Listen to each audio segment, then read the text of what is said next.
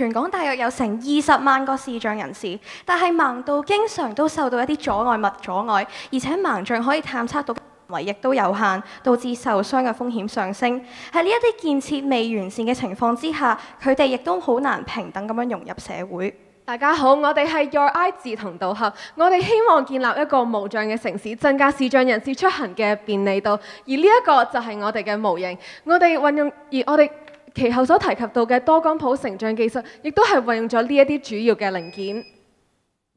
我哋期望不斷改善產品嘅設計，例如將 Arduino 改變成更加輕便嘅 Arduino Nano 版，以致最終嘅產品更加輕便。另外，透過一啲個人化嘅設計，視障人士都可以跟上潮流嘅尖端。我哋希望可以照顧到視障人士出行安全同便利，所以當鏡頭捕捉到前面有障礙物嘅時候 ，CNN 卷積神經網絡就會即時分析佢嘅外形特徵，例如見障礙物有尖鋭嘅突出部分。之後就會根據佢危險性，透過震動同埋語音觸發唔同程度嘅警示。Your Eye 嘅獨特之處在於結合 LSTM 預測物件未來移動軌跡，通過分析距離變化率計算碰撞風險，同時對車輛呢啲移動物件進行實時嘅偵測同預警。都希望可以聚焦喺一啲個人化嘅體驗上面啦。咁例如我哋嘅 CNN 技術咧，亦都可以令到副眼鏡咧可以偵測到人物嘅特徵，同時咧結合個人化嘅 AI 訓練，例如將視障人士經常接觸到嘅朋友同埋環境納入數據庫啦，咁就可以令到每一次嘅辨識都更加快同埋準確啦。除此之外咧，我哋亦都會融入 OCR 嘅文字辨識技術，令到可以即時翻譯同埋朗讀書本嘅內容俾視障人士聽。我哋仲有一啲市場獨有嘅升級版訂閱計劃，包括人工智能球賽傳譯同埋畫展導賞，有即時嘅語音評述，讓視障人士都可以擴展個人興趣。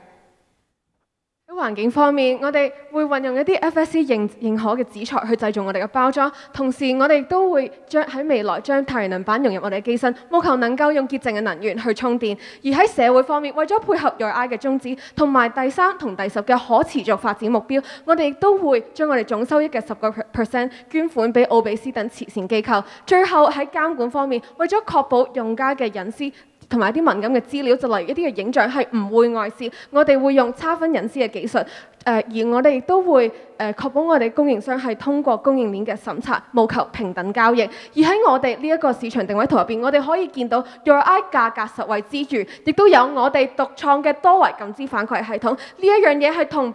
現時社會現存嘅一啲單係用紅外線作偵測嘅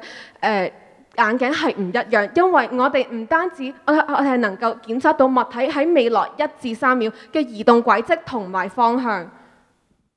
另外，我哋亦都期望同一啲社會組織合作啦，例如係香港盲人輔導會同埋黑暗體驗館等等。咁我哋就希望去免費提供我哋嘅眼鏡啦，而換取佢哋幫我哋去宣傳同埋推廣我哋嘅同埋建立我哋嘅口碑。針對我哋未來可能會遇到嘅風險，我哋運用咗多光譜成像技術，意思就係即使喺燈光昏暗嘅情況之下，仍然能夠準確咁去偵測。同時，我哋都會運用負樣本去訓練我哋嘅 AI， 確保即使係喺人口密集嘅地區使用我哋產品嘅時候，誤判機率仍然會係非常之低嘅。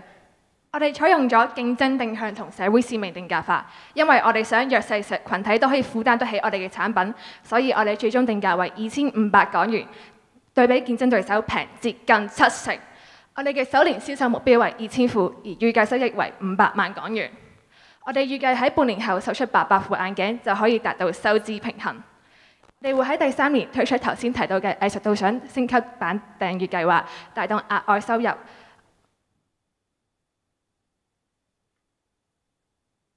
我哋亦都會計劃咧喺品牌成立嘅3個月內不斷咁樣進行市場測試、調試產品啦。喺達到收支平衡之後，我哋就會揾一啲特殊學校等嘅機構推廣，提出優惠啦。然之後喺1年之後咧，我哋就會開始接受頭先提到客製化嘅設計服務，並且推出一啲附設嘅應用程式，用新鮮嘅服務咧去再推廣我哋嘅市場。喺3年之後咧，我哋就會陸續推出頭先提出嘅個人化升級訂閱計劃，去穩定我哋之後嘅收益嘅。我哋係 Your Eye 志同道合，多謝。